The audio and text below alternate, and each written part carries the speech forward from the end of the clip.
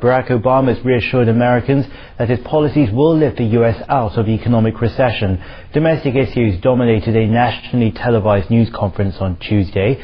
Obama used the occasion at the White House to garner more support for his economic programs. Li Ying has that. In his opening remarks at the news conference, Obama told the nation that his administration's economic stimulus policies are already taking effect.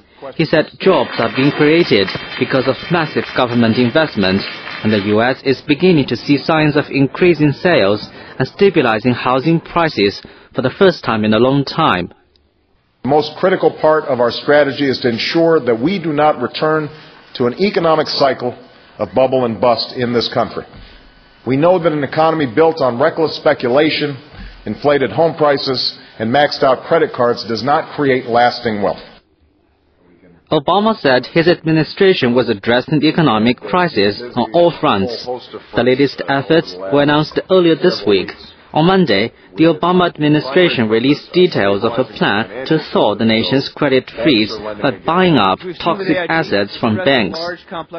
Earlier on Tuesday, top economic officials pushed Congress for new powers to regulate non-bank financial companies like failed insurer American International Group. The administration's $3.6 trillion budget plan for the 2010 fiscal year has been approved by Congress. But the congressional Republicans criticized the plan as an overspending, overtaxing disaster. But Obama repeated his pledge that the plan will cut the deficit in half by the end of his first term in 2011. The best way to bring our deficit down in the long run is not with a budget that continues the very same policies that have led us to a narrow prosperity and massive debt.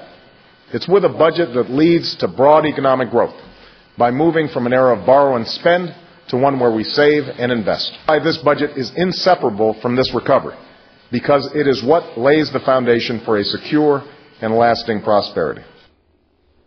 Obama also touched on international issues.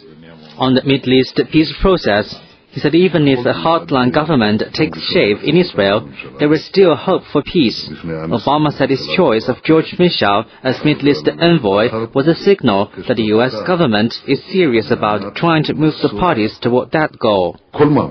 Li Ying, CCTV.